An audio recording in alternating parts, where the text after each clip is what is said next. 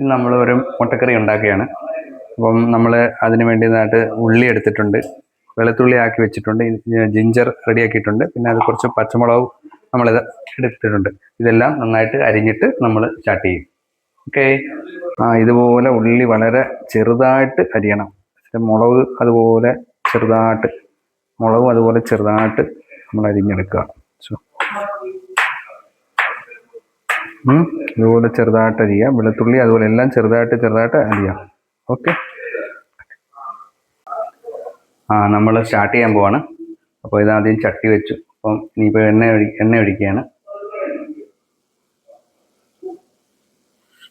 എണ്ണ ചെറുതായിട്ട് ചൂടായി കഴിയുമ്പോൾ നമ്മൾ കടുക് പൊട്ടിക്കും.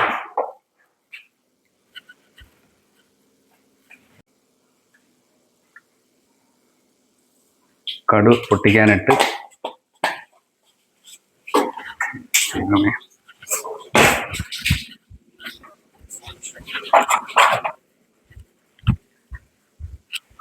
കടുവായി റെഡിയായി. അപ്പോൾ നമ്മൾ ഇഞ്ചിയും വെളുത്തുള്ളിയും കൂടെ ഇടുകയാണ്. ഇഞ്ചിയും വെളുത്തുള്ളിയും കൂടെ ഇട്ട് നല്ല മെരുക്കി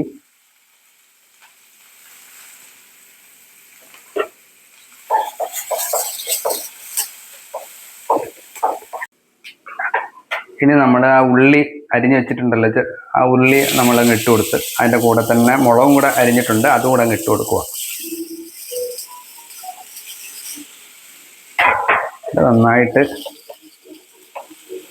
നന്നായിട്ട് വരട്ടി കൊടുക്കുക. നമ്മൾ കുറച്ച് ഇതിനകത്ത് കുറച്ച് ഉപ്പിട്ട് കൊടുക്കാം. ഉപ്പിട്ട് കൊടുക്കുമ്പോൾ അത് ഉപ്പ് നല്ലതാണ്. പെട്ടെന്ന് ഈ ഉള്ളിയൊക്കെ ഒന്ന് പെട്ടെന്ന് അങ്ങ് വരണം. അപ്പോൾ നന്നായിരിക്കും.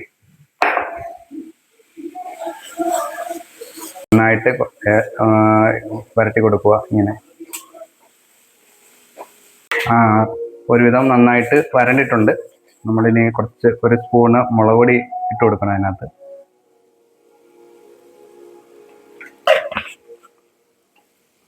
ഒരു 2 സ്പൂണ് മല്ലിപ്പൊടി,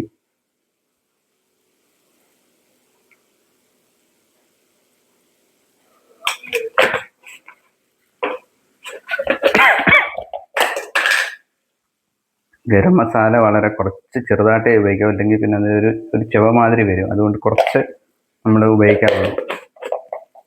നന്നായിട്ട് ഇളക്കി കൊടുക്കുക.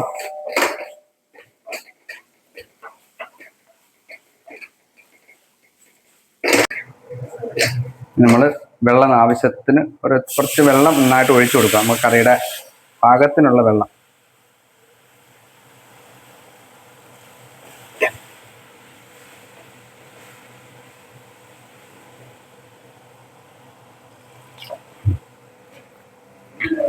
ഓക്കെ. പാകത്തിന് ഉപ്പിട്ട് കൊടുക്കുക. മുട്ട പുഴുങ്ങി വെച്ചിട്ടുണ്ടായിരുന്നു. ഒരു ഫൈനലിൽ മുട്ട ഏകദേശം റെഡി ആയിട്ടുണ്ട്. അങ്ങനെ ഉള്ളിക്കറി റെഡി ആയിട്ടുണ്ട്. Thank you for watching. മുട്ടക്കറി റെഡി ആയിട്ടുണ്ട്. Thank you for watching.